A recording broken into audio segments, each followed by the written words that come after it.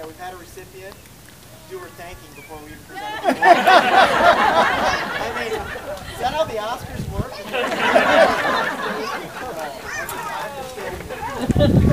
We've been giving out this award for a decade at the TV station, and frankly, it's one of my most favorite things to do. 9 months out of the year, so we give an award for each month of the school year. And unfortunately, my timing at first I thought was a little bit off on this because I had set this up to do the very last week of school. Unfortunately, when I called thinking that I had the right date for the last week of school was closed. So I thought, oh, what am I going to do? But thankfully, through the work of many of you to set this up tonight, we thought that this was just as appropriate, if not even better, to have it happen on your retirement party. Now, just to give you some background on the Golden Apple Award, we get nominations from all over western Wisconsin for this thing. Through email, faxes, phone calls. I talk to people in person who tell me about their favorite educator. And we've had some terrific stories over the years, and been really, really proud of the recipients that we've had. And we've been to Elk Mound before as well to give out the award. This one in particular, you've already heard some of the backstory on, was a bit unusual because not only did we have the nomination from Shasta, we had an anonymous nomination. Now, I can tell you that we get hundreds of these nominations every single year. It is very rare to get 2 nominations for the same person, unbeknownst to each other. And so I think that that should exemplify what you meant to the school district for all of those years. And so if you wouldn't mind, I'd like to read what the people wrote, because I'm sure that some of you are curious about this. And Shasta, cat's out of the bag. Everybody already knows that this one came from you, so I'm going to read this one first. This is from Shasta.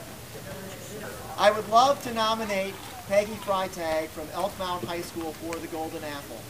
I pause here because of all the great things I could say about her, I cannot find the words. This woman goes out of her way to ensure her students succeed. She builds a personal relationship with each of them and leaves her students with educational as well as life lessons.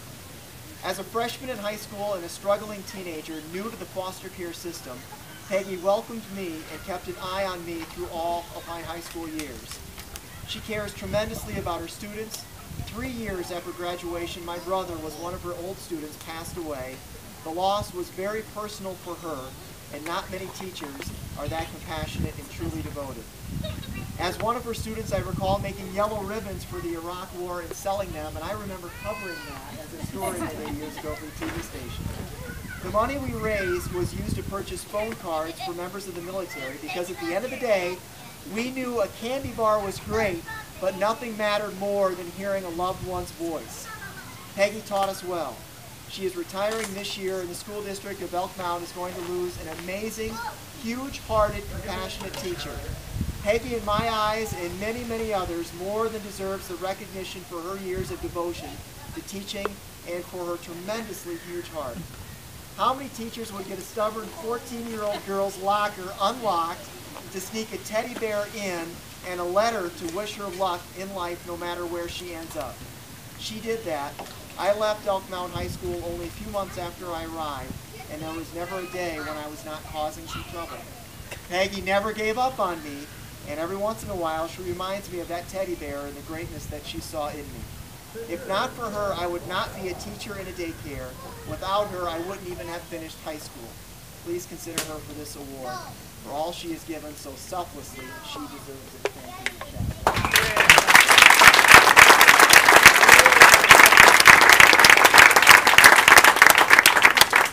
So this was the other nomination that came from somebody who sent it to us anonymously.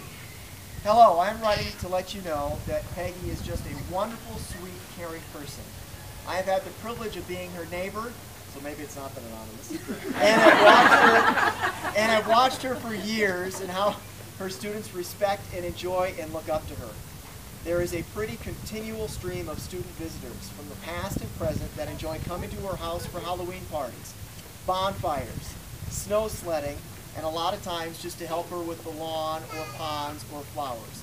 That is a tribute. That is a huge tribute to any teacher, and I believe she is one of the last of her kind that would put all of the care and work and love that she has into her students. It has never mattered who their parents were, what they looked like, what their academic abilities were, or even their emotional difficulties. She expected respect and got it, and expected them to perform at their best. There could be no one person more deserving of a teaching award like the Golden Apple, and I, among many, are thrilled that she will get it.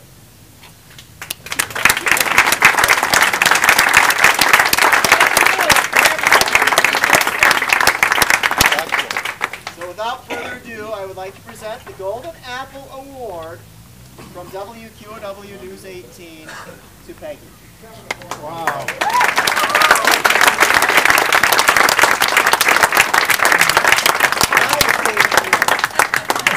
What do I say? I'm speechless? Not you. Although my last day of teaching school, I had laryngitis, and I really was speechless. I did leave without saying a word that day. Yeah, but as teachers, you're never speechless. Teachers always are talking. First of all, thank you all for coming. This was one heck of a big surprise. I can't believe someone did leak this out.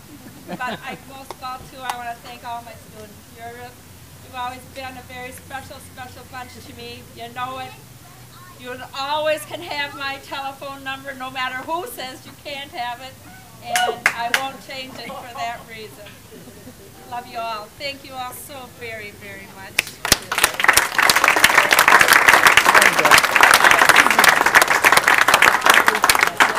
So one final note before I let you get back to your dinner and conversing here. We are going to run a story about her on our newscast that will run tomorrow at 5 and 6 o'clock. And then there will be a commercial that will run congratulating you that will run for about the next month or so on ABC.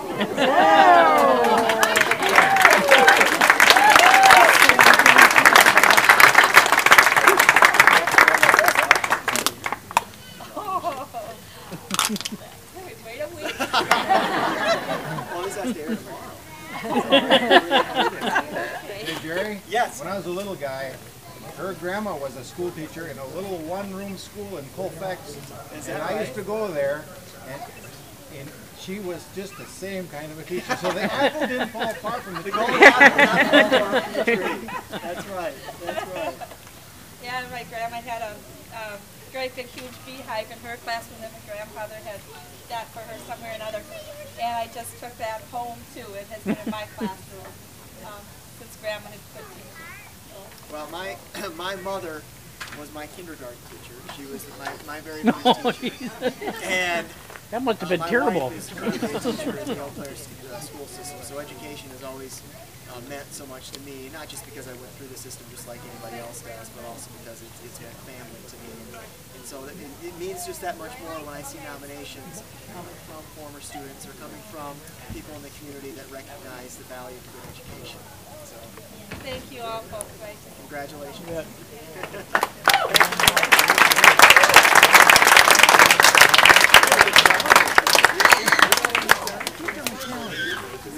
Turning hands from